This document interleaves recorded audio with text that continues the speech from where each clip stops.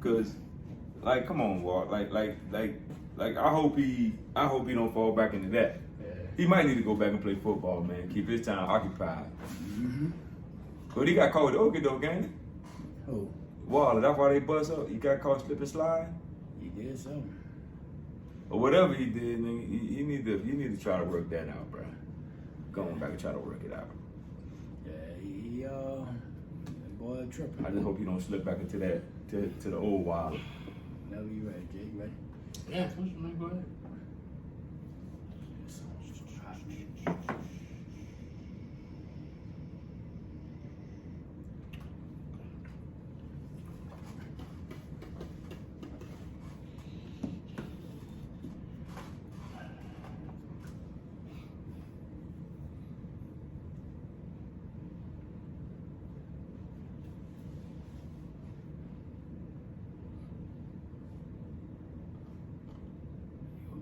There you go, Jake.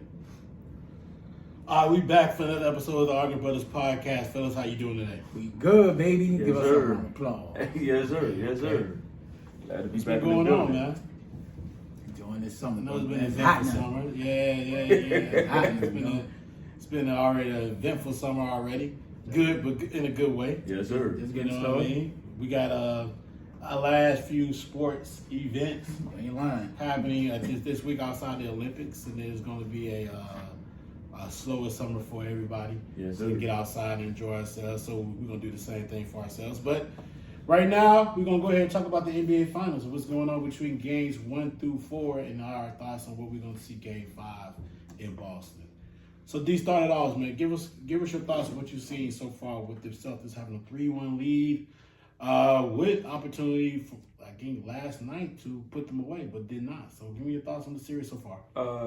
The series, I mean, I thought it would be tighter. I mean, the game's been tight, but then Boston figured out a way to exploit some of the things that Dallas had going on with them on defense. You know, Porzingis brought a lift to them. You know, the first 2 games, the third game, he got injured, but he still was a lift for them. You know, it just seems like, you know, Boston is a step ahead of them. Now, last night was a whole different story. You know, Boston couldn't hit the side of a barn last night, and for me, it just felt like that Boston was like, look, we want to get it back home. We want to win in front of our home crowd. You know what I'm saying? We know that we can beat them. We know that we can win on the road. We can win at home. And I just think that if you look at game 4, Boston didn't come to play. They didn't come prepared. They just like, look, we got 3. You know, we up 3-0. You know, we give up 1, so be it. We're going back home. We got game 7 at home. And I just think that they need to take care of game 5. Don't let it go no further than what it is now. Like, they need to come out, play with more intensity, not turn the ball over, you know, make baskets, play to their potential, and get this thing over. Because the longer it goes, you know, teams get confidence.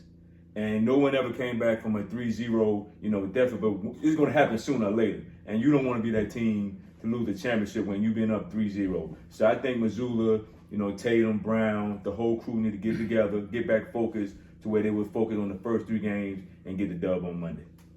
Yeah, man. Some of the games been real close. Like, if I'm Dallas, game 1, they came out hot. Like, shit, Boston couldn't miss. I think they had a 40-point first quarter. Porzingis was rolling, and I think he was the X factor in game 1. But it was still a close game because it's just not like Boston is just blowing them out, right? Game 2, Dallas had the opportunity to win the game, couldn't make those last few plays down the stretch where Jaylen Brown just kind of took over. Same thing in game 3, right? Another close game, right? Game of runs. It's just Boston's been making the plays down the stretch, whether it's Brown or Tatum, whether it's Drew Holiday had a 20-point game, Derek White giving you 20 in game 2. And we talked about it like in episode 7, like Boston got more cats that can give you 20 plus than Dallas do. True. And Dallas had to be special with Kyrie and Luka. And it was like, they almost got to get 70, right? Because P.J. Washington giving you what he giving you. They even had a sighting of Tim Hardaway Jr. He didn't give him nothing in game 3. It's the but, 0-0-0. Right, so he did a little bit more in game 4. He got his thing going, and even though it was a blowout, maybe that might give him some confidence going in game 5. But if Kyrie and Luka don't be special, I'm not sure they can win game 5. I feel Boston will play better at home, but we're gonna see, man. Luka just got to continue to just show effort, like he did in Game 4. Like he got a lot of flack for Game 3 for not playing D, but listen, man, Luka's never been special on D anyway. So I'm not sure why it's so much talk about him not playing D. It's just been him. But he played with more effort last night. They got more rebounds, lively, and your boy from Washington got on the boards more last night. And maybe Boston just like, all right, going through the motions. We got a cushion. We can wrap it up in Game 5, but you don't want to play with fire. There's always chance to make history, and you don't want to be on that other side of history by losing the 3-0 lead. But I still think Boston, man, is just a better team. White has making Kyrie work this series. Between White, Drew Holiday, Jaylen Brown, Kyrie they working that boy, dog. And Luka just doing what Luka do, but I just think Game 5, bro, I'm looking at Boston, I'm trying to put it away right now. I'm not trying to go to Game 6, because then if you know, might be Game 7. So you got to put it like Game 5 is like a Game 7. You don't want it to go no further, because anything can happen. Somebody get hurt, anything can happen. But yeah, it's been a pretty close series other than last night. I mean, Boston tends to have won these games, each series they've had one, except the Indiana series, where it's just a game they lose and there's no understanding why. Yep. They just don't play well, or they're just not shooting the ball well, or just the focus is not there. And so, going back to Boston, I surely feel like they're gonna end this series on Monday. And if they don't, then one, we get an opportunity to see some more basketball. And two, it will become an issue, right? Because we know at that point, if they don't end the series, and we're sitting here with a 3-2 going back to Dallas. It'll be a 3-2 going back to Dallas. Yep. That Game 6 would be very interesting. Facts. And at that point, it's no longer about those others, those players that are those there to help to get you over that hump. It's going to be about superstars. Yep. It's going to be Tatum Brown versus Luka and Kyrie, and that's going to be different. Yes, sir. You know what I mean? Who going to come ready to play? And history has said that Tatum's has been times where he has faded when they needed him. The series, yeah. When they needed him the most, he's faded. So that's going to be very serious work right there. So I look forward to see what happens. I think it will be very compelling. But I just think at that point, the way Boston shoots the ball at home, it's going to be very tough to defend. Yeah. But if I talk about the games 1 through 4, I think the one thing that I want to point out is just really honestly the up and down play of Luka when it comes to defensively. Mm-hmm. And just his antics when he's not getting this the way he wants, right? It just becomes an issue and a half. So give me your thoughts. Let's talk about Luka right quick. Let's focus on Luka on this go around. And D start us off with Luka being that he is a superstar talent, superstar player. He's been playing in the Pro League since 16. Like what do you think about the way he conducts himself on the court? The way he goes back and forth with refs and the antics and all the different issues that he's had pertaining to his attitude when he's playing the game. I think growing up where he grew up in, and I think a lot of the European players, they have that thing with the refs over there. You know what I'm saying? Over here, when we grew up, when you played basketball, either they're gonna call a foul or not. And if you call a foul, they kick you off the court. And I think that's where Luka has to realize I think he gets so far and caught up in the game that it's all about him. And when it's all about you, then you're not helping the team. Like Luka knows it's his team. But at the same time, you can hurt the team because you think it's all about you. You can't be arguing with the ref. These refs, and it's like he does it at the wrong time. And a lot of times, dudes don't even foul him, and he's still doing it. And I'm like, bro, you know that you are a bona fide scorer. So when the game get close and you out here arguing with the refs, you getting texts.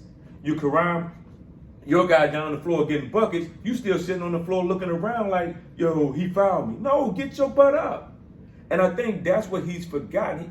You the leader of the team, but act like the leader.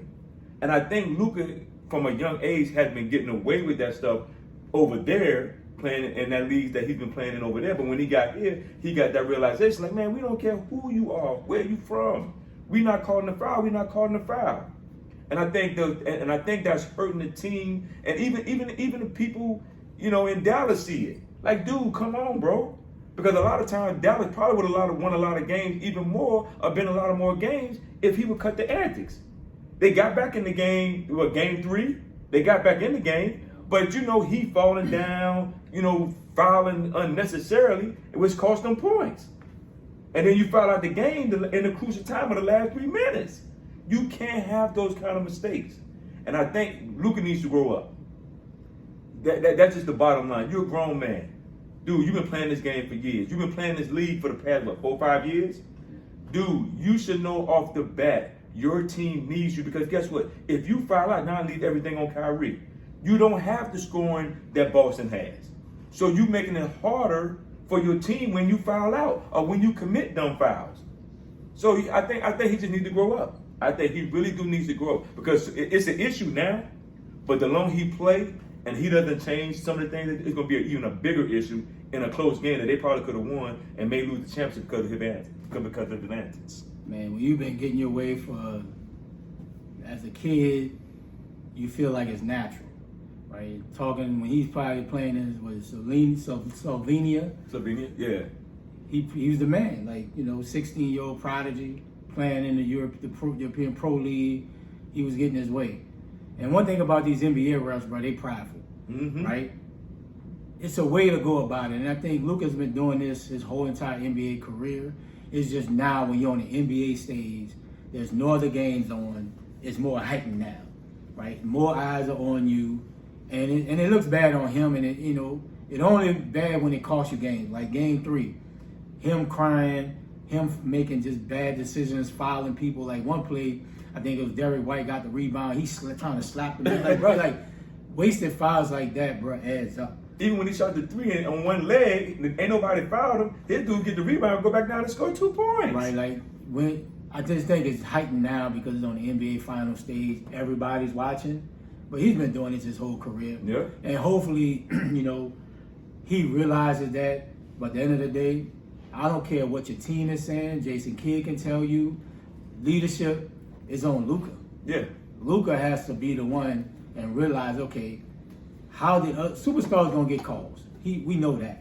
James Harden used to average about 15 free throws. But at the end of the day, it's how you handle it. You can go up to a ref and say, look, man, you missed that call, right? And you can get on the refs. I'm not saying you can't get on the refs as they miss calls, but every single play, you see Luka, he whining, he's just things like that, bro. You showing up the referees, and they're not gonna give you a call at that point. But I just think being at the NBA Finals, I think is just more overhyped, scrutinized. But he's been doing that since day one in the NBA. Why is there a problem now? He's been doing it. He's not gonna change. He's not. Even though he admitted it, but he's not gonna. I don't see the difference between what he does and what LeBron does. He's a more boisterous and demonstrative as far as his body language towards the ref than LeBron. LeBron does complain. Does he not yell at the ref and cuss him out? You can't really hear it and see it, but I think. But he does. He do it. But if you comparing, he does. Luka does it more than LeBron. There's literally been voice recordings of LeBron cursing out refs. Absolutely. I'm sure Jordan is the same way. Jordan probably got on refs hard. At the end of the day, when you want to try to, the point is that there's no difference between Luka, LeBron, or any other outstanding basketball player. I feel like they're just making a big deal out of Luka because of the fact that 1, it's the finals, and 2, his defense has been porous. Mm-hmm. And I think that's the reason why. I think if he was a better defender, more physical, not making lackadaisical plays or making fouling at inopportune situations, then we wouldn't have this big of an issue. It's a big issue because he's making stupidity plays, and he's fouling and it's costing his team. But as far as him going back and forth, I think the only reason why we're really pushing the narrative is because the team is saying it's an issue. Mm-hmm. But LeBron yells at the refs. I've seen a lot of players. Outside of maybe Rasheed Wallace, the only player that I knew that we just knew did it. Draymond. Even Draymond does it. And nobody's oh, Draymond. We only whine about it when it's happening. Mm-hmm. right? But like it's not unique to Luka. It's something that the NBA has a problem with for years. That's the reason why they try their best to form some type of solution. But the thing is, when you get into the finals, they're not gonna call it T because they're not trying to put you in a bad situation. Mm-hmm. So I'm not really worried about it. I just think his behavior is affecting a lot of different things when it comes to his defense, and his defense has been poor. That's what I was saying. They could have stat for Like him. he's They could have stat a for him. cone out there. Like they show like reels of videos of like him just getting blown by every game. Like it's like almost 60, 70 of these things where, and he's putting his team in bad situations where Kyrie had to push him out there one time. All these different factors are happening. It's like, bro, come on now. You gotta be able to understand. Like this is your team needs you to be somewhat of a better. They cannot hide you every game. And then when they're hiding you, like you're getting beat out by some dude, the ninth on the rebounds player on the team. Not even just. I'm talking about the shooter. Yeah. Number 30 for the Hauser, who just comes down there and gets a wide open three because you can't even find him on defense. Like, what are you doing? Like, those are the issues that we're seeing. Like, that's what I see where frustration come from. And outside of like, he's a little annoying with the refs. Yeah, can he calm down a little more? Yes. Did it show in game 3? Really, it did. That killed him. Fouled out. That killed him. But at some point, man, he'll calm himself down. But come on, man, like. The defense got He played better last night. You can see the effort. I mean, come on, man. Do you need a game or what? I mean, it's called the finals. It's not called a game. I mean, so game 1 through 3, he played no great defense, and then game 4, he played better. Okay, great. I just need effort. But you know what? Let's be honest. If no one in it would have never brought it up, Luka wouldn't have played no defense last night. He'd have kept to his. He tried to play last night to get the people off. Some effort. He showed some effort last night to get the people off his back. But let's like James said, the dude. Watch what happened on Monday. It's gonna be back to the same old stuff. He's gotta play. I mean, come on, man. And it's mostly with his eyes. And like we always say, defense is about effort. That's all it effort is. And getting to it. But I think the way he looks at it is, his offense outweighs his defense. I mean, they're putting you on on the easiest person. They're putting their worst, the worst offensive player for the other team. They're saying, you go guard him. And you're still getting beat down the court and scored on by that guy. And then they're putting you in this pick and roll, and they're really giving it to you. And the crazy part, you got help. Exactly. You got Lively, you got guys for back there. You got these guys who are waiting for like these to get a block or something, to help you, and then you getting beat so badly that they can't get over that. They can't even get over there. If they do, they gotta give up on their man. And they gonna give up a 3. And it's like, come on, man, like come on. It's just that's the issue I see. Like I have everything else. I have no other problem with. You want to yell at the refs, man? That's more of a personal thing. But man, just the defense. It's the most porous defense I've ever seen, bro. But you know what's crazy? In his news conference, and they asked him that question, he was talking about it. This would annoy me about him. I don't think our defense is a problem. Dude, you the problem. That's my point. Like, when he made that, your defensive stance is when he made that comment, I'm like, Luka, do you realize that y'all got back in the game in game 3? You fouled out because you was being lazy. Yeah, lazy. You was being lazy. It wasn't the fact that y'all couldn't have won that game. You was being lazy and committed some dumb fouls, which pushed Boston over the top. His defense is porous, bro. It's just one of those things that I'm watching the game, and I'm like, this is the worst defense I've ever seen of any player of his caliber. Like, you know what I mean? So, and he's young. He's only 25. Well, he's played a lot of basketball. So he got a lot of miles on him. I can't put the age. Yeah, he got a lot of miles on him. I mean, it's just effort and want to get it done. Yeah, it's effort. You know, That's no all championship. This is what championship level basketball is. We're not asking you to be Bruce Bowen. Just move your feet. Just show some effort. That's it. That's all it is. You play like D Springs, but you ain't got to score. Lock up, baby. I care less about scoring. But he has to score for them to win, though. It's two different things. He has to score for them to win. Like me personally, when you and that's the thing with Drew Holiday. Drew Holiday doesn't have to score for Boston to win, but Luka has to score. But if he gives better effort on defense, then you put them in better situations. But when you're not playing defense and people just like James said, the ninth man off the bench running around you getting 8 to 10 points, now you short. There's no way the ninth man on the team should be getting 10, 12 points because you looking in the right corner and he in the left corner. Come on, man, you can't do that. You cost your team points. It's getting wide open threes. All right, man. So let's jump into another subject. I think this is, it was more of a tantalizing discussion when the Celtics were 15-2 and going into the game yesterday. But since they lost, I think they ranked like 15-3 going in within this playoff season. Yes. So, but let's rank though. Let's rank this team as far as like all-time great Boston Celtics teams. Like, what would you rank them? Real quickly, what would you rate them, D, as far as them being one of the best, or the best, or one of the all-time best Boston Celtics teams in their history? Ooh, that's tough. Ooh, that's tough because even though Havlicek and all those guys back in the day, I never seen in my lifetime, but I saw on videos and things like that. They had good teams, but they didn't play a lot of quality team back then. Bird, them, you can't remove them. You can't remove Bird, the Chief, all those guys. You can't. I think that was their best team. Then I think it's KG and them, and I think Taylor and them behind them. But I would move Taylor and them behind them if they win the championship. You got to win the Behind ship. who? Behind KG and Rondo and those guys. You can't go in front of Bird. You had Bird. You had the Chief. You had Kevin McHale. You had those guys. What's my man name that played the point guard? Oh, Dennis Johnson. Dennis Johnson. Man, how you think that team, right? Do you really believe that team can beat, that Tatum can beat them? Brown can beat that team? And I'm talking about a healthy Larry Bird, a healthy McHale, Bill Walton, all those guys. All those guys? Come on, man. They got a better chance of beating Rondo them than that Bird team. That's a tough one. They got a better chance.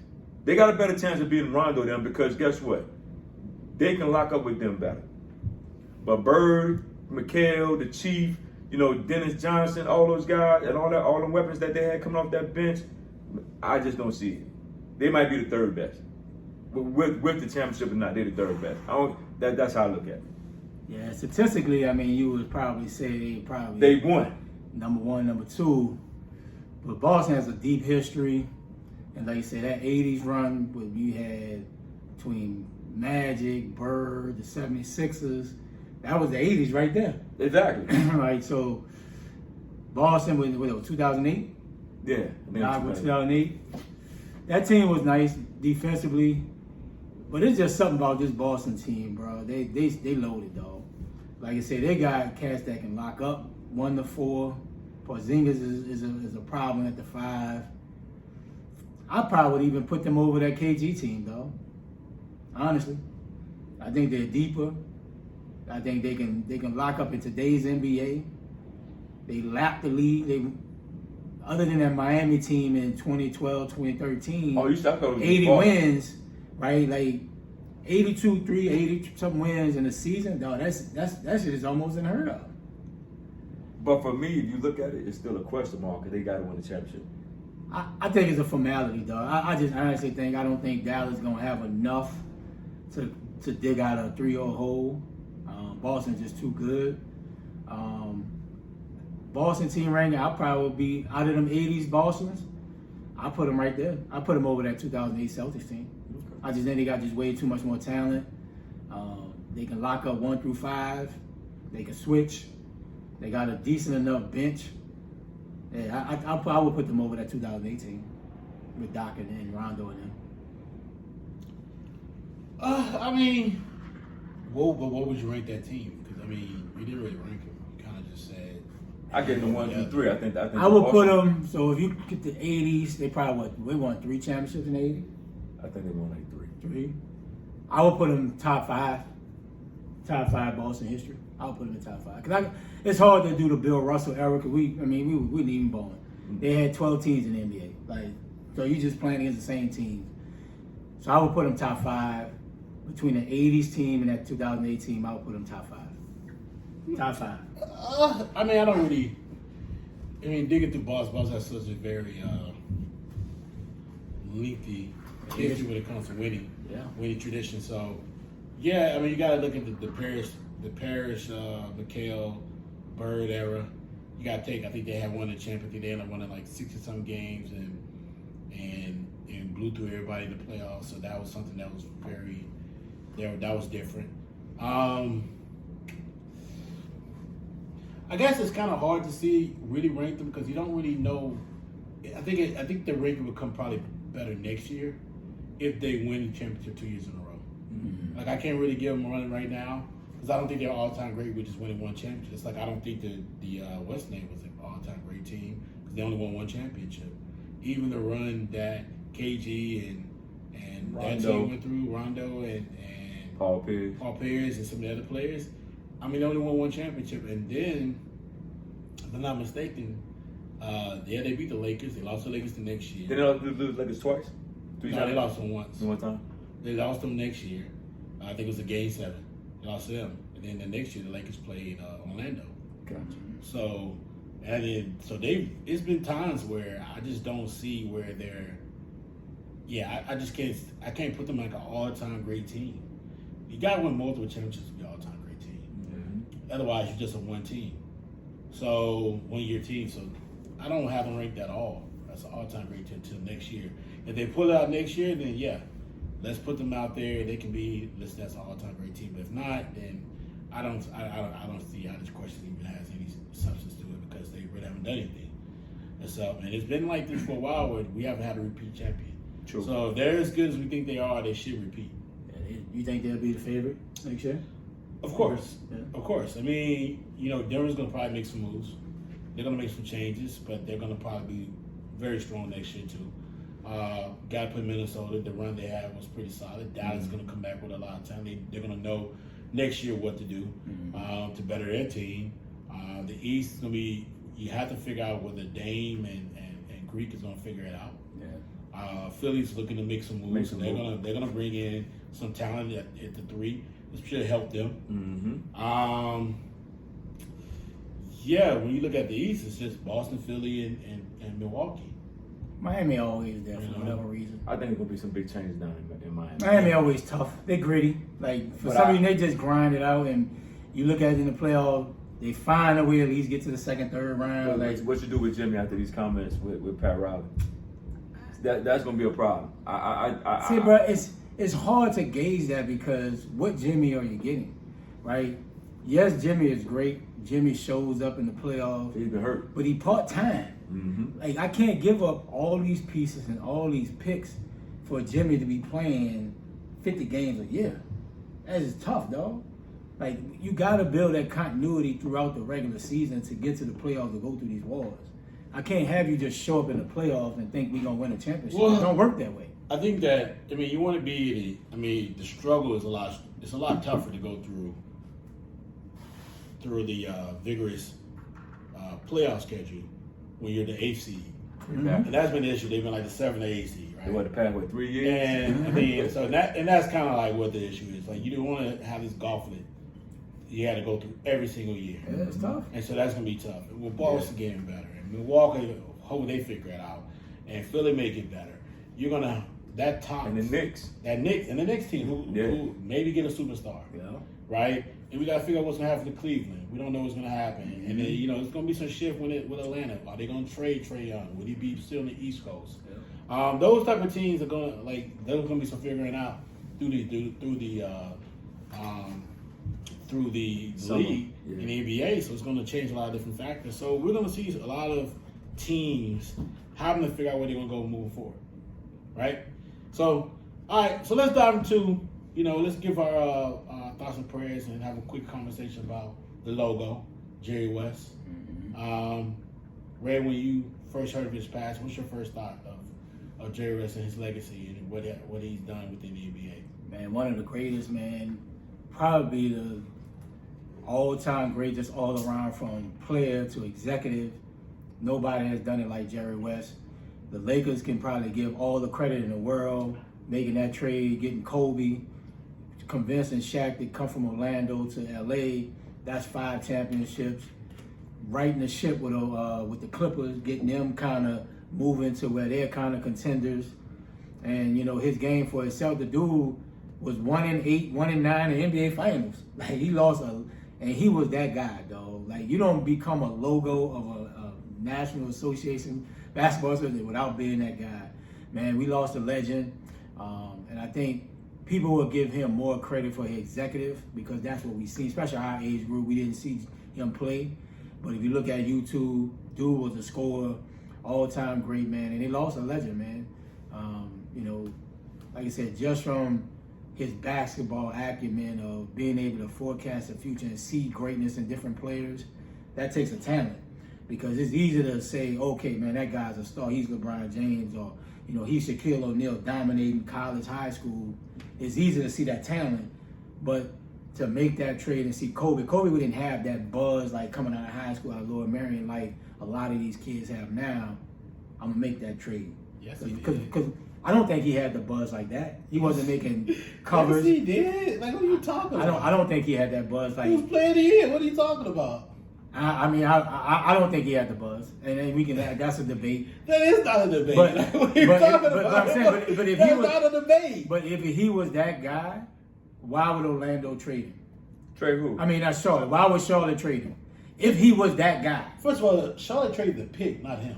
That's what I'm saying. So they made the pick. They made the pick. No. They made the They pick. made the pick on their behalf. They traded the pick. I would have kept Kobe. They traded the pick for Vlad. Vlade. Yeah. That was the pick. That was the whole thing. It had nothing to do with Kobe. It had to do with the pick. But you still had to see his greatness. And if he was that good, he wouldn't have lasted at 13, bro.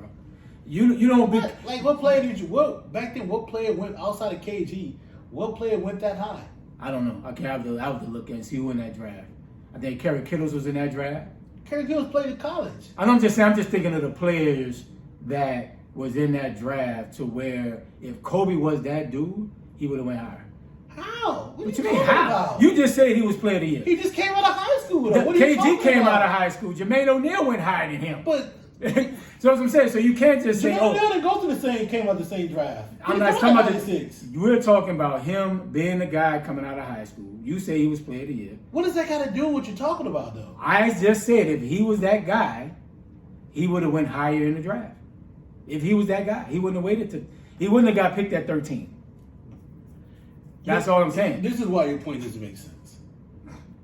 At that point, it was only one player that you can provide an example for, which is KG. And KG was the fifth pick in the draft that year, the year before. That's it, 95. What other player out of high school was getting drafted in the top 25 outside of KG? Name another one.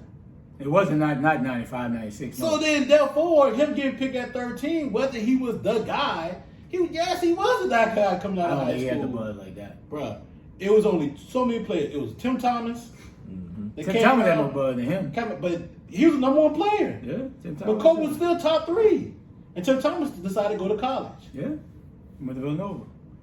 You're still not making your point. I just think he wasn't that guy. Like, If y'all you can feel debate like- all day. if you want to say, I don't think he had the but buzz if you coming want out to of high say, school like if that. you hear what I'm saying, D. If you just want to say, Don't try to fill him up. Nah, He got his you own know- opinion. you know what I'm saying. He got his own opinion. I know exactly I don't what think I'm Kobe was that dude Just coming say out of high that. school. I Just said say that. No, you I said he said- wasn't that guy, You in my said opinion. it's not up to debate. No, it's not. I don't think he was that guy coming you out of can high just school. say he was that guy. But you Coming to can't the say- league, I don't think he was that guy. But don't say it's up for debate. Just say It's a debate because It you're isn't gonna a have people that debate. love No, it Kobe to wasn't. say he was that dude, this and that. I don't think he had the buzz coming out of high school. he was to be a high it was pick in the draft. potential draft pick, but his potential was there. Everybody's potential coming out of high school, college. It's all potential. No. I don't think Kobe was that dude, honestly. Coming out potential. of high school. Come on, man. Come on. I just don't think he was. Come on, man. I just don't think he was. Because if he was, he would have went higher in the draft. honestly. I'm gonna be honest. I'm gonna be honest with you. Kobe had more potential than KG.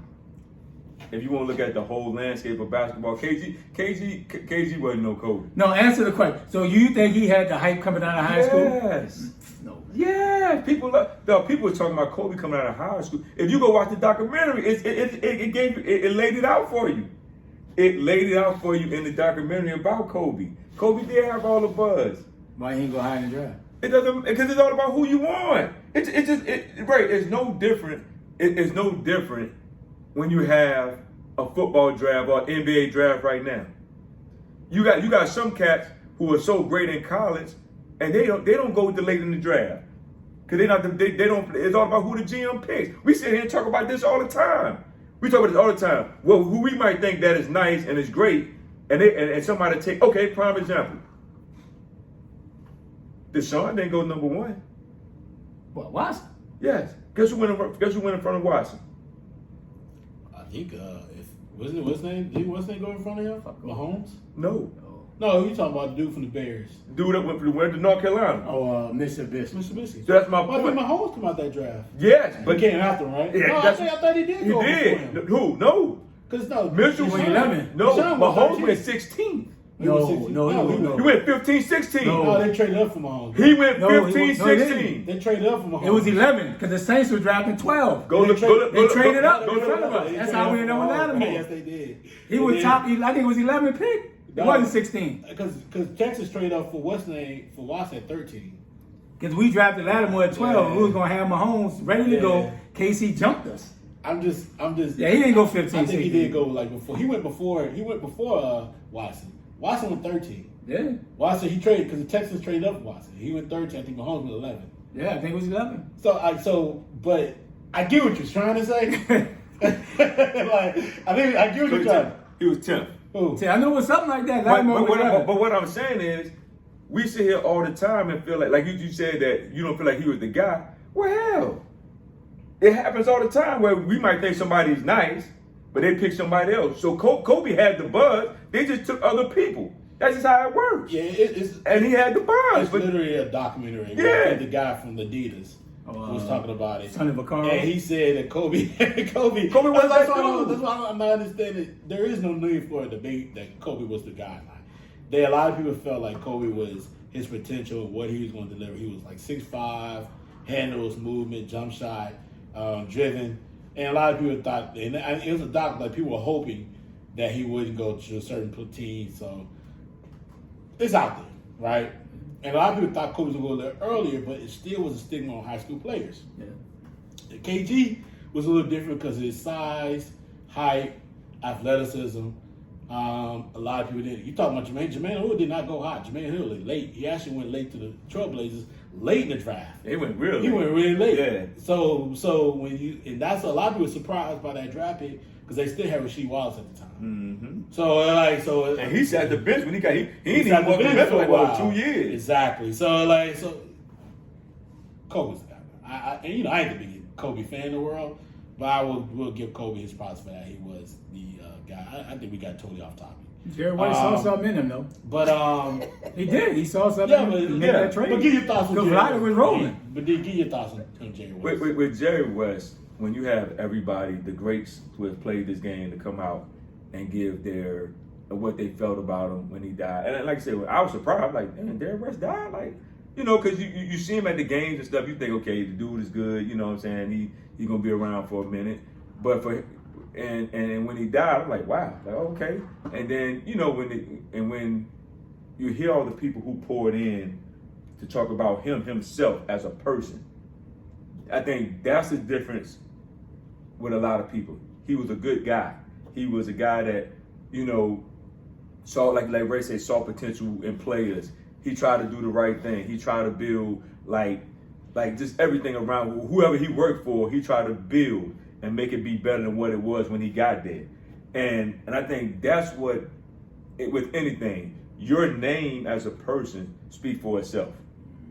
And when you have our age group, the older age group, say the same thing about Jerry West, and there wasn't no negativity within the media about Jerry West, then that says a lot. And I think, despite whether his name was on the logo or not, him as a person speaks for itself. And I think that's what carries you. Like they told us when you were a kid, your name speaks for itself. Your name carry everything. And if your name is good, then you don't have to say nothing else. You don't have to do nothing else. And I just think that's what it is. His name meant everything, not to just Jerry West himself, but the people who worked with him, the people who knew him, and the people that was around him. So at the end of the day, it's a big loss for the NBA, but at the same time, his name speaks for itself. I mean, yeah, Jerry West is probably the most well-respected players, executives, and beyond that we've seen in this sport. He's like the Pat Riley of that game, and the guy who transitioned from player to coach, coach to GM to executive. And so, I think, his involvement with the Warriors has been very well documented, structuralizing that team and seeing what we see today. It's hard to see a guy, who's had such effect to lead, but he left his mark. I think the league is better for it. He will always be Mr. Logo, and, I don't think they're ever going to change that. So, shout out to, so rest in peace to him. Our condolences to his family, man, but he did what he needed to do, and, and the NBA is better for it. Yep. Right. Yeah, his hand in building Memphis too, right? Yep. Really like the Gasol. Yep. He took a lot of teams that boy was special. That was, that needed that help, needed that special touch, and changed them over. And we're, like I said, the NBA is better for it. Yeah. Right. So that's what you always do. You want to put your impact on something. That's what he did, man. So let's go. Give a round of applause for him. My man, the logo. The logo. Logo. All right, man. So quick announcement. Quick thoughts. Charles Barkley said he's going to retire. Man, so after 24-25 season, he's going to retire from TV. What do you think about Charles leaving NBA TV or just the NBA in general on TV-wise and moving on to greener pastures to do other things? Wait for it. I don't think he's going nowhere. I think Charles looking for the right deal. You can say that right now, but somebody come with the right bag, he's going to be there.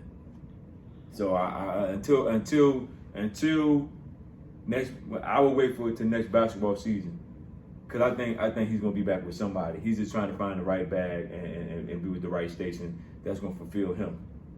And I just think I'll wait and see. That's not on board for me right now.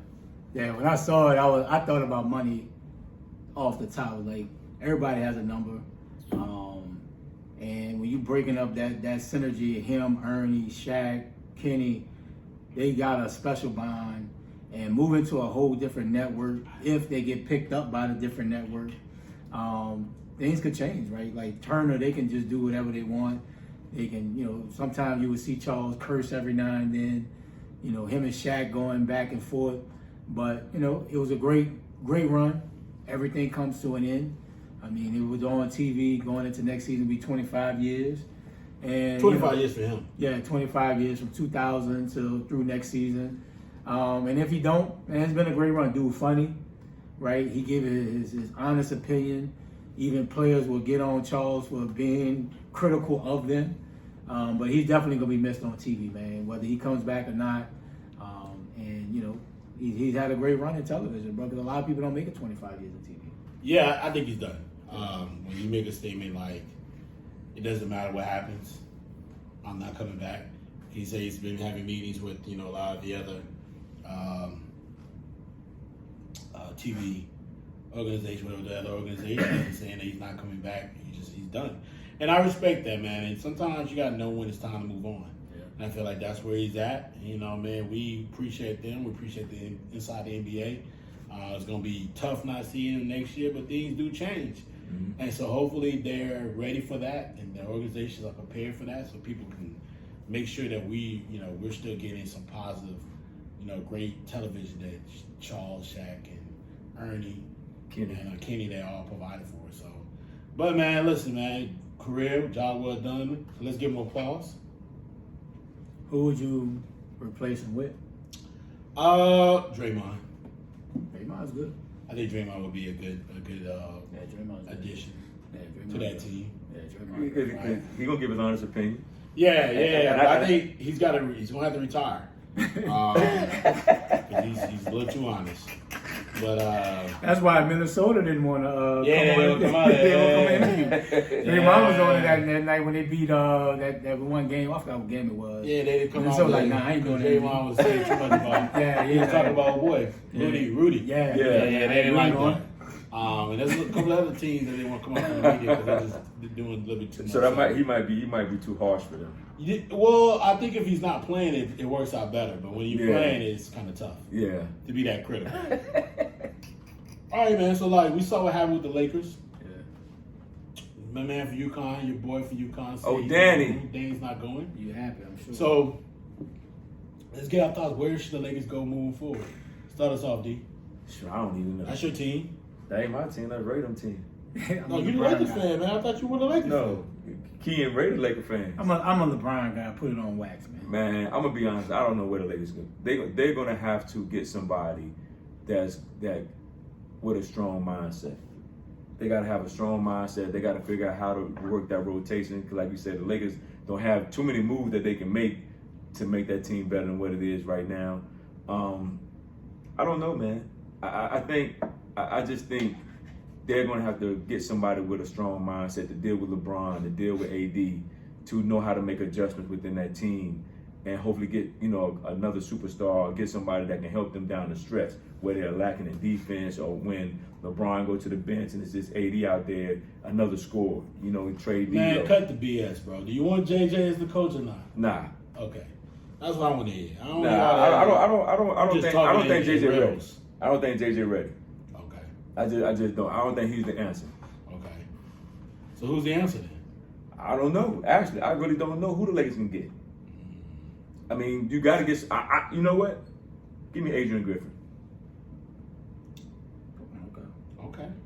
All right. I'll take Adrian Griffin. You fired him from Milwaukee when they were doing well. You got rid of him due to some circumstances. Give me Adrian Griffin. Giannis ain't like him. Well, just give me Adrian Griffin instead of anybody outside of JJ Redick. Give me Adrian Griffin. Lakers dropped the bag because if Danny Hurley was your guy, and all the reports indicated he was, the guy, just give him $100 million, right? Like if you'd gave him $100 million, Danny Hurley would have took that job. Yeah, he would have. I don't care how much your wife liked Connecticut. I don't care how much his dad from Jersey loved coming and see him play. Dad would be right down in that suite in LA for $100 million. So now that they need to pivot, I would make this move to please AD because Bron only has a couple years left. Even if he has 3, it's all about AD being happy, not wanting to trade after LeBron leaves. So I would probably hire the guy from the Hornets. Not the Hornets, the Pelicans, Barigio, whatever his name is. I would go that route. And the Lakers just got to be patient. I get you're in LA, it's championship or bust, but you got to get somebody that you're going to be there for the next 10 years. Because if you continue to hire coaches, it's like they 6 coaches in the last 10 years. Like, it's ridiculous. But at the end of the day, I would go that route to please AD, not so much say I need to please LeBron because LeBron's on his way out.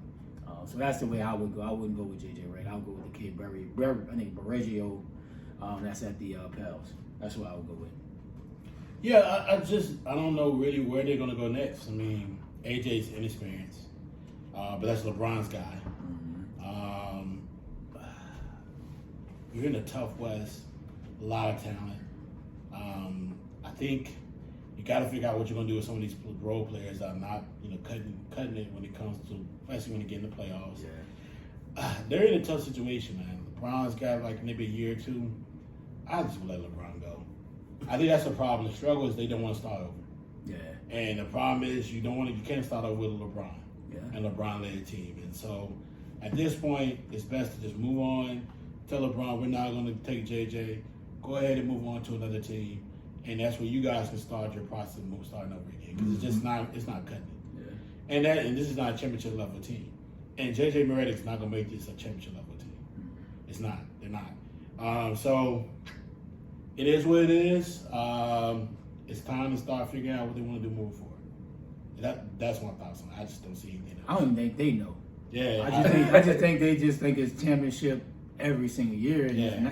it's hard to win a championship every year. Yeah. Right? Like, you got to have some patience to say, you know what, are we making strides to making the playoff? But can I get a coach that gets these players ready to play? The second half of the year, the Lakers start rolling. First half of the year, they didn't 12 seed. Like, just get off to a better start so you're not the uphill battle come the second half of the year. But then you look at the Lakers though. Some people got money, and when they got their money, they forgot how to play. And that's just about Reese, all those guys. Like, dude, you know, I think they got caught up in what they did the year before when they took Denver, you know, when they made it to the Western Conference Finals, and then they came back around again for them to step up, and they didn't step up. And then, you know, you got to find players. That's just the bottom line. You got to have players. And when you done give away all your picks and all these, and you put yourself in this situation, now you stuck. And then the Pels keep kicking picks back, like they keep deferring. So the Lakers still got their first round pick this year. And I think, like JD said, listen, just trade LeBron. Yeah. That's the only way. He's a free agent, so I mean, don't give him a 3 year deal. Yeah, man, move on, bro. Like at this point, you're not going to be a winning team, a championship level team with LeBron on this team, on this roster. It just doesn't work. So if you're gonna give him $60 million, why? I don't care what type. Even if you make a trade, that trade's not gonna be good enough. Nah. You can bring Young. You can bring whoever you want to bring in. They're not gonna Donovan Mitchell. They're not gonna be good enough. They're not. They're not gonna win in the West with those type of players. They gotta move on. They gotta move on. They gotta move on. Unless they're willing to make a trade for like I said, Donovan Mitchell. Get a lot of players up for him. Maybe go after Cunningham down with the Pistons. But he's gonna get that $200 million deal. Exactly. So now so it's like, what are you gonna do? Like, yeah, they just had a tough situation, man. It's just time to move on. You gotta restart. You gotta get it over. You gotta start over again. Maybe think about bringing back BI. You know, BI might. that may be good for them. But he stayed hurt too. Yeah, but at least you got somebody, a young talent that you can bring in that can at least give them something else. True. But I just don't see anything move forward. Yeah, they're gonna give LeBron 3 years. They're going, well, we'll see. And it's gonna be the same right when they gave Kobe that big extension. Right. Right, like Lakers I think they're just afraid to not having a bona fide superstar in LA. Well, I think they went through that for a little bit, right? Yeah, and they struggled. Yeah. It was just Kobe and the others. Yeah. Right? All right, man. Let's get some WNBA talk. Yes, Some sir. good stuff right here going on. There's a lot going on. Let's talk about what's been going on recently with Caitlin Clark. I mean, y'all seen the articles out there and the interview she just provided with stating, I think, talking about a lot of different areas about, you know, America, right? And so, Ray, start us off here. Like, what do you think? What is our expectation for Caitlin Clark as this phenomenal athlete? Then we'll get to like the USA team afterwards. I think the expectation was superstar. Like, she is a superstar, global. She has brought the WNBA to greater heights from a viewership, numbers with ticket sales. All eyes are on the WNBA. Every team is moving their games to bigger arenas because of Caitlin Clark. And expectations are very high. And it's not because, it's not her fault that she's getting the backlash. All the other players are getting the questions about Caitlin Clark. She just wants to play basketball. But unfortunately, it doesn't work that way. When you are coming into a league, the number one pick, you're very hyped coming out of college, it comes with the territory, man. And it's unfortunate that the other players may be feeling some type of way about her, but I think they should feel more way about how the media is pushing the narrative on them versus her. All she's just doing is coming into the league and want to play basketball. You can't blame her for being the number one pick. You can't blame her for her popularity. But it's unfortunate what's going on. It's almost turned into a damn soap opera. Well, let me ask you a question. Let's get into this a little bit more. Yeah. Like, when I say expectation, like, we know she's white. Yeah. We know she's becoming. She's not technically a media darling. Yeah. Because she doesn't really say anything. She don't take much. So like, it's not like she's like people. She just wows you, but she does have a region in America that fully supports her, and not just the region in general, but it is it's everywhere. Demographic. It's everywhere, dog. That supports her in all key areas, and there is some jealousy. Mm-hmm. There has been presumably some jealousy, right? And there is some like further thoughts on how she should deal with that. What do you expect from her? I expect for her to play better, one, but I'm gonna give her some grace because coming straight out of college, 40 plus games, NCAA tournament, right into the WNBA, She's probably tired. But everybody's expectation her to play better, score better. She's turning the ball over way too much. I think she's pressing to live up to the hype. That's one. And I get it. You're the number one pick. People expect for you to turn the Indiana Fever around. And it's going to take time. And the NBA and the media wants her to be great. Like, she's it. And you can tell how global she is. Look at when Angel Reese came. It was packed in the Capital One. The next day, Angel Reese had that bitch packed down into the rafters. You mean Caitlin Clark? Caitlin Clark. You didn't see hardly no seats available when Caitlin Clark. And this is Chocolate City, right? So I think the expectation for her to be great, bro, right out the gate. And she's struggling. But I think that WNBA needs to continue to market this class itself. But it's on the media, man. The media is just making it worse than what it is. And I think the jealousy from the other players is unfortunate, but, you know, the nature of the game. I think if she was black, would she really be having this backlash and this pushback? I don't think she would. I think because she's white, they think she's the next great white hope. And unfortunately, man, it's sad for her, but she just wants to play ball. I think, like, I agree with you with the media part of it. The expectations, you know, was put on her so high after she did well in the tournament, didn't win a championship, but the way she played the game, everybody expected her to just come in and drop 35 a night and do this and do that. And I think the expectations was miscalculated, because now you get into the realm of grown women that have been playing this game for a long time. And I think she has to realize she's going to have to get stronger. She's going to have to get a little faster. And I think right now, I can't really judge her right now because, like Ray said, she played 40 games in college. Come back, you've been traveling, doing interviews, doing all of that. Now you jump on the court and you playing WNBA games where the game is totally different, a lot physical, a lot tougher than what you've been playing.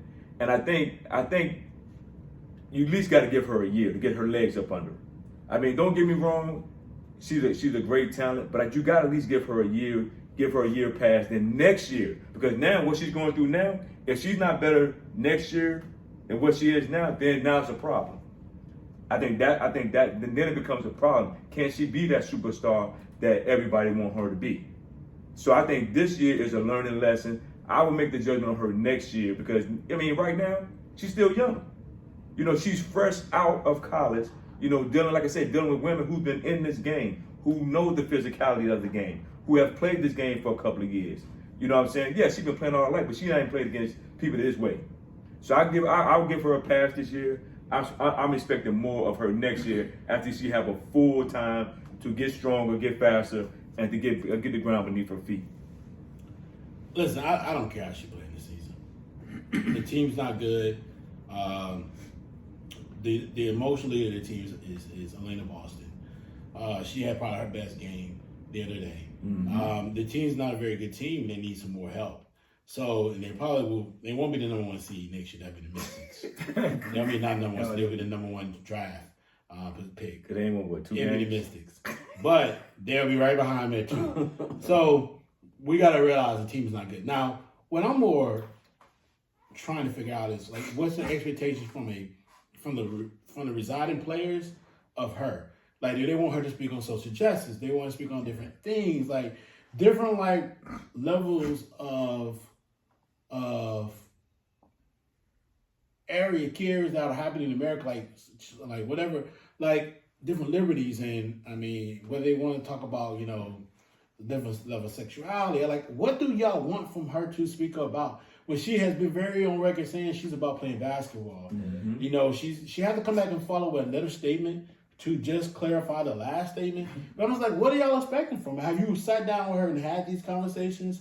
And then from there, she refused to say something. I understand. But if she never talked to you about it, if y'all never spoke to each other about it, what do you expect out of her? I'm going to tell you what I see about her. This just came out a couple of hours ago. The WNBA media rights could be worth $240 million. Literally, it goes from $60 million to $240 million annually. She a meter pusher, boy. So so they're saying the WNBA could quadruple its annual rights payout from TV partners from the range of $60 million to $240 million. Who you think pushing that needle? Fucking right. She pushing. Like who y'all think pushing that? Who you think pushing that pushing, needle? It's Caitlin, bro. Like people got to realize, like I get that everybody have an issue, but what are y'all expectations from her? Whether it's the social aspect of it, go talk to her. Maybe she'll get behind you. Maybe she'll get with you. Y'all have a great conversation, and she'll be able to speak out on it more. I mean, this white girl grew up in Iowa. Right. She like I don't know where outside of playing ball where she would travel to. I'm pretty sure she traveled to in there, but she's still from Iowa. Exactly. Yeah, their interaction with most people from other nationalities ain't that heavy. Like, let's be real with each other. It ain't that heavy. She can care less. Like, I'm not gonna say she don't care. I'm just saying she has been introduced to it. Yeah, she don't. That's what I mean by she is not on her radar. So I just don't think like you gotta realize that and either have that conversation with her so that she can understand, but don't have expectations from her if she does not understand what the expectations are. But at the end of the day, the fact that she is literally just that right there telling y'all what I've been hearing is that pushing that $240 million. That's a lot. That's more money. That's more annual salary. Exactly. Your salary is about to go up probably next year. Yeah. Right? And then hopefully you can start with these 8, 9, be on 8, 9, 10 platforms because I don't know what Ion Dot is. I watched the other day, it was Ion. I was like, man, I didn't know I even had this shit. I didn't know I even had this thing. I didn't know I even had this thing. I just have to be looking up. I knew it for a minute. And then hopefully y'all can start having to play at 3 o'clock. Exactly. During a weekday. True. I'm like, man, why are they playing at 3 o'clock?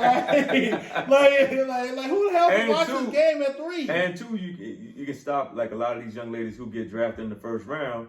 They don't get cut from the team. Yeah. Like I done got drafted and I get cut in the summer. Now you got a little money. Now you can make the team. You ain't got to get cut if you get picked in the first round. Oh, the Aces cut old girl. The rookie. She was really good. But she got cut. They ain't had the money to pay him. And she got drafted. They kept the other girl because she's really good too, Martin. But she got third in the second round. They got third in the second round. I think Fair was better. I don't know. From Syracuse. I think she felt the need though. Yeah, the little guard. Yeah. Because they're like, they kept Martin over Farrell. Yeah. Mm-hmm. And it's tough because, you feel like when you get drafted, okay, I'm going to make the team.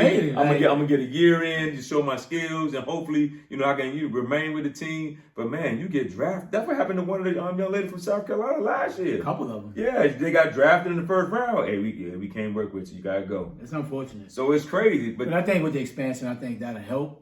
But they got to figure out a way. Like, you can't have people drafted in the first round getting cut. Like, that shouldn't even happen. But what they say, there's only so many spots on the basketball team. Bro. Yeah, but I think, as the game continue to grow, you have to open up the market. Like, you have to expand damn near a team every other year. Right? Like, you have to. But if you don't have the money to pay them, how you going to keep doing it? The NBA is a cash cow. Yeah, but the NBA is funneling a lot of this money for the last probably decade. Yeah, but the NBA and the WNBA are two different things, bro. NBA runs it. Yeah, but so if the NBA run, you shouldn't have this issue then. But you shouldn't have this issue. All the NBA is going to only supplement so much. But I'm just saying, if you want to grow the game and the NBA is running, you shouldn't have this issue. Well, what James just talked about. The money is about to go up. No, I agree with that because of Caitlin, but I'm saying if the NBA is running it, they shouldn't be having this issue where somebody gets drafted. They don't have the team, so players, the spots. Well, the NBA technically don't run it. They're backing it. Let's clear this up. So it will be like, okay, so for example, it's like you have Nike, you have Jordan Brand. Yeah. Right? So even though Jordan Brand is, I think it was subsidiary. Yeah, I can't even say these phrases. of Nike.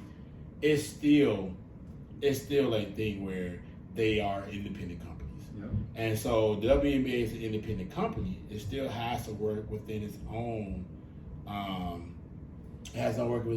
lane. But the NBA has a vested interest in it because they're investors, right? They're partners with them. So, but at the end of the day, so they won't let them fail as they've been shut down. They've been brought back. They won't let them fail. But at the end of the day, they do need to. You're right in that aspect. Like they do need to move it along a little more. But They have an opportunity now to really become their own. yeah, This is the time. League, and it's not in their own league, but they can now kind of manage their own situation. And so it's just about, the money, man. It's just, you gotta have the money. It'll come. You gotta have the money. If the money's coming like this now, like you now have an opportunity to do a lot more. mm-hmm. So I just feel like that's where they're at with it. And you can run the risk, man. Like, and the college kids, the women that's coming now, I feel gonna continue to grow the brand of the WNBA, right? But you gotta strike. It's risk. You have to strike it while it's hot right now, Mm-hmm. right? You can't have these women coming out of college that's a top 5 pick or a top 20 pick and can't make a roster. That is unacceptable. Yeah. Right? If you gotta expand the team every few years, they got what? Golden State coming. Mm-hmm. They're still talking about expansion of another team. Yeah, they got Toronto. Yeah. Like, you gotta progressively be aggressive, man, and continue to expand and strike the skillet while it's hot. Like, you have to. Like, there's too much talent coming out of the college right now. There's too many. And that's not even counting the women that's playing overseas. Who should be over here playing. That can come and now join a roster now. Yeah. So they need to strike the skillet while it's hot. Right? Yeah, you have an opportunity now, and so let's dive into the USA team, right? I mean, did you feel like it was did they drop the ball not bringing in Caitlin Clark, knowing that all eyes have been on her this entire season? Clearly, she's not the best player, but did they drop the ball and not bring her on that team? Ray started off. From a business standpoint, yes, but from a talent standpoint, I don't think so. I think while she's great, and it's a lame excuse that they use from not having enough experience. I just think players are better that they pick. I mean, at the end of the day, it is what it is. They're trying to win Olympic gold. They're not trying to be in a political game of popularity. But from a business standpoint, yeah, they could have had an opportunity to grow, get more global followers. But at the end of the day, the game for WNBA is bigger than what the Olympics is doing right now. It's just every 4 years. They got to continue to grow the brand of the WNBA and utilize Caitlin Clark as a catalyst. Angel Reese is a media darling. Like, people like that continue to push them to the forefront. But from an Olympic standpoint, I mean, they made a decision. They picked the best 12, and it is what it is. Not saying Caitlin Clark was one of the best 12. It is what it is at the end of the day. But I think from a business standpoint, they may have. But you can't blame Jennifer Rosati for, picking the best 12. And at the end of the day, Caitlin Clark will get her time to shine on the Olympic stage. She's not the first rookie not to make it, being a superstar. Everything will be all right. But at the end of the day, Team USA going to be all right regardless. And WNBA just continue to capitalize on what they're doing now. Man, everybody knows it's about business. And like you said, from a business, they should have put on the team. From a business, like you said, and I agree with you that from a business standpoint, yes. She should have made a team. But like you said, USA Olympics, they don't care about that. They don't care about that. They don't care about how popular you are. And I just think they put the best 12 out there. Like I said, she's not one of the best 12. But at the end of the day, it's just tough. Now, what would have been damaging would have been like in the next 4 years is in LA. It's in LA the next 4 years. Now if you tell me this lame excuse that you give this time, and you don't roll her out there in LA, then it's gonna be a problem. So I don't have a problem with her not going this year. I just think from a business standpoint, it might have hurt, but they put the best 12. And sometimes sometimes in life you're not gonna get what you want. So so it's all about how you bounce back from it. So now that she didn't get on this team, let me see you do what you need to do to bounce back from it and be the superstar that everybody wants you to be. And honestly, bro, for her, I know that's a goal of hers to probably play on the Olympic stage. She probably need the rest. I don't disagree. She probably need how many week break that they have in the WNBA season. She probably need the rest. Though. I think from a mental standpoint, she needs it. Though. From a mental standpoint, I think she do need the rest. And like James said, where that demographic where she's from, she's not used to all of this. Mm-hmm. She's not used to this. Let's be honest. She is not used to cameras in her face, a microphone in her face every 5 seconds, every 5 minutes. when she walked down the hall, somebody's asking her a question. She's not used to this. Well, I think she's used to it. She should be now. I mean, she should be now. Iowa, boy. No, I'm saying she should be now. Yes, but I'm saying from a NCAA scoring leader. Yeah, but I'm like, she used to be in the spotlight. But I think it's more heightened now, where you getting not just from a college standpoint, but you just getting it from everybody. No, it's been like that for the last 2 years. You do realize that not only she's the NCAA scoring leader of all gender, but she's also have been on this Iowa team that led them to back-to-back national championship games. So she's been in the spotlight for a very long time. Well, a lot of people have been paying attention to what she does and how she does it. So I gotta give her credit for she's already kind of built that resume up coming from college. The way she is being scrutinized is probably different because she's a professional now. So people are really digging in and grabbing and asking these questions and being more proactive to try to get to understand who she is as a person. Okay, I can get with that. That's a little bit more different. But she's been in the media eye for a while. It's just like, but when the basketball season ends, that ends. But now that she's a pro, it's different.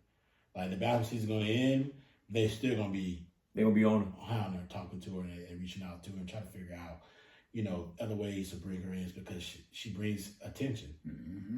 That's the difference. Yeah. So does she need to be on the USA team? No, because I think if you look off past resume, they didn't have any college players on this team. And I thought Taurasi made it her freshman year. I mean, her rookie year. She did not. I don't think she did. Kansas didn't make it either, right? Yeah, Kansas didn't make it. I thought Taurasi made it. Kansas was MVP. I think I don't think Taurasi made it her rookie year. I think she did. I don't think she did, bro. But if she did, I could be still corrected.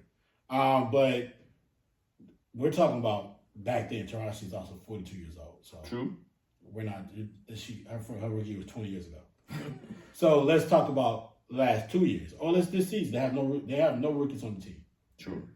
So they understand what they need to do, but I feel like they dropped the ball because it's the Olympics. We will pay attention to the women, but do we pay attention to the women like the men's? No. So here with the opportunity to utilize her in Paris to put you on the same platform as that men's team. Because the men's team gonna have a lot of dynamic talent, right? They're gonna have the likes of LeBron, Steph, all the talent from the NBA is gonna be on front and center. And then you look at the other NBA talent on other teams like Canada, Germany, right? Mm-hmm. USA team, we know some of the WNBA players, some of them, some we don't. I can't tell you what the other WNBA players can play on the teams. I think Nigeria is going to have a few, right? Wasn't it like Japan or somebody gave them a hard way to go the last time? But that's not where I'm taking it. I'm just talking about recognizable talent. Oh, yeah. What can you recognize that you can set your eyes on that makes you want to watch the game? And so it would have been great to have her there because she's the most recognizable person. That's the difference. Right? Asia is great, but she's just not marketable. Yeah, she ain't. Right? I hate to tell you this about her. She's amazing. She's a great player. They're off today. Yeah. Right? But she's not the market. She's a great player. She's marketable. Yeah. But they're not marketing her the way you think they want to. Mm-hmm. So I'm just at a point where you gotta keep the eyes, man. The attention needs to be there. Yeah, because she used the time to relax and maybe work on some things as she goes through it. They get an off time. She also could use the opportunity to go there and play some of the elite talent out there on the WNBA team, so she can continue to get better. Mm-hmm. It's both sides to this of the coin, but I hate the fact that WNBA just don't want to have more forward thinking, and so or not just the WNBA but the players too. Yeah, right, because the players feel like it's an issue. So they hate on it. And that's why they did that. So it is what it is. Give them a rim shot for the WNBA for that. But on looking at it from a Caitlin Clark standpoint, I wouldn't want to be that person to just sit on the bench just to get views and clicks, right? I want to play if I'm on the Olympic team. Don't put me on the team because of the popularity that I can bring. Like, put me on the team because I can add value to it. I can help us win on the court. You know, I think that's how she probably want to look at it. If I got to be there for that, don't put me on the team, right? She wants to play ball, though. Like, at the end of the day, she's nice. She's just having a real rough time right now. And I think if she probably would give her the opportunity to say, do you go to the Olympics just to sit and don't play or not make it, she probably like, I don't want to make it. Because I want to play. As an athlete and having a mentality that I want to be that guy or that gal, I want to play when I go to the Olympics. I don't want to just sit there because I'm popular and it's going to bring more fans to the game. It's not fair to her. And I think what would help, though, she wouldn't have to play the point. Yeah, and she's struggling. So, I'm just saying, because now it puts her in a different position where she can run off picks and shoot the ball and not having to bring the ball up the court. You see what I'm saying? So if she was to make that team, I think it would elevate her play if she was able to make it. Because now you're talking to it's like the NBA. When it seems like when cats come from the Olympics, they come back better. They come back better, yeah. So for her, it could be one of those growth experiences where I could talk to Jennifer Tarasi every day. What you working on? What can I do to get better? But also, I think from a play standpoint, I think it would help her understand. Okay, when I'm not playing the point guard, you see what I'm saying? Because right now, for the FIBA, she's playing the point guard. She having to distribute and all that. And she got to do everything. Yeah. So now when she playing on the USA team, she don't have to play the point. So now she can come off the picks and get her shot up. She can move around. Like I said, the training aspect of it is going to help. It's just about the practices and developing and getting better. Getting around the best talent in the WNBA is only going to help her game. Yes. So I feel like it's two sides to this. I understand why they did it, but I feel like they did drop the ball. Right? So we'll just give a run shot for that. All right, man, let's get our last thoughts and get out of here. Who you got tonight? Tank Davis, Frank Martin, D. Start us off. Who you got? Man, I think Frank gonna take a beat down. I think Tank gonna come. I think Tank might be a little rusty in the first 2 rounds and trying to get his feet wet and figure out what Frank Martin trying to do. But I think Tank a KO knockout, and I give about the 6th round, 6th, 7th round. Okay, who you got? Chew. That B-more kid. Chew. I want to say they don't say it like that. Back there say that chew. Yeah. I got that 2-piece with that salt and pepper, baby, that ketchup. That kid out of Baltimore. Yeah, I got Tank. Tank in a KO. I just look. My thing is, I looked at Frank. He looked really, really drained. He tried. Really drained. He looked like he was struggling when that weight. Really make that 135, man. Whew. That's tough weight. That's tough. Sweet tough. So And Tank came in at 133. yeah, where y'all watching the fight at? I don't know. I might be at the crib. All right. Well, I think I'm gonna go there to over there to where did they go? National Harbor. I think I'm gonna watch over there, National Harbor. Check it out over there. There was tap. You want to? They don't show it in tap. They do show the tap. When? They announced it on They announced it today. On what's the name? They showing their taps. Oh, because I know there's gonna be a lot of people over there too. Because the Capitals having their parties over there this weekend. Well, good for them. No, I'm just saying. No, I'm just saying. That's what I'm saying. The parking and all that gonna be. You know what I'm saying? People will be down there. Yeah, people gonna be down there. Yeah, that's all I'm saying. Fantastic. So what time it is that tap? I really don't know the time. I'm trying to get there pretty early because I don't want to be standing up. So yeah, I'm gonna go up in there and Oh, I thought you weren't going over there no more. well, Hey, Ray. Hey, Man, you get murdered, man. Why you going there? I don't know anybody who has to fight. If somebody else has to fight, and they have the option, Hey, what he? I don't want to go in there. Ray, what he Hey, said? He the first person. Hey, look, man. I ain't trying to be discouraged, but hey, if somebody get killed, I don't feel like I need to be in that place. Like it just does not make sense to me. Like, I don't care what's going on. When somebody dies, but they did capture the guy. Oh, they did? So they did capture him. Okay. So at the end of the day, man, he's off the streets. So I feel a little bit better. But my eyes go over there. But once somebody dies, I just don't see what the point of going over there. Hey, look, that's the first thing he said. Like, I ain't going over there no more. I don't care what you have to do. I haven't been back since. Yeah, I feel If somebody dies, it does not make sense to me. I think somebody asked me, are you going to the harbor? I like, nah, somebody died. Somebody died, bro. They're gonna be jam packing there. I don't even go to the mall over there, to tell you the truth. But anyway, Ain't nothing over there either. yeah, ain't nothing. Nah, ain't nothing over Nah, there. they had some little Jordans over there the other day. That I saw them. I did. It's so hit or miss though. I hit the pen. They so hit or miss in that damn Nike store, bro. It's ridiculous. I got Riley some Jordans over there last week, but yeah, it's so hit or miss. Even the Nike right here is hit or miss. It's just hit or miss, though.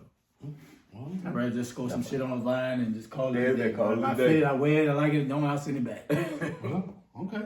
Well, man, any final thoughts when we get out of here? Man, another great show, man. You know, it's good we back in person for a little bit, but man, you know, great show, man. Continue to support the brand. Yeah, man, glad to be back.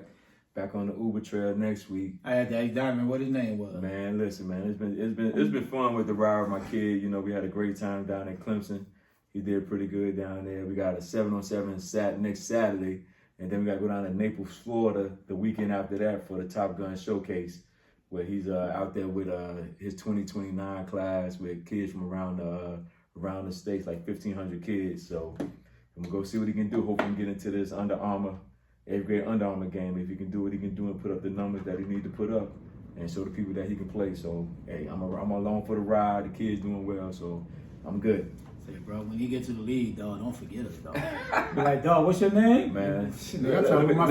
I'm trying to put my feet to sweet, man. Hey, let me explain I'm something. trying to drink, man. For me, I'm along for the ride. As long as the kid keep doing well in school, that's what I care about. You know, if he ever get to that point, whoever support my kid, I'm allow them to, to support him as well. So it ain't just about me, it's about all of us. Y'all know my kid, so I mean, y'all done been around my kid since he was a kid, since he was a baby. So at the end of the day, I'm not gonna change up who I am to keep it moving. Man, can we end this like I use the bathroom? So man,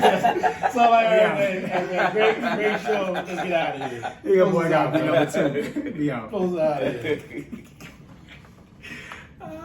Boy, wow, man. Long basis, man. Like, he's definitely talking long. Boy, wow. Yeah, I gotta use the bathroom. Boy, say you got a tinkle.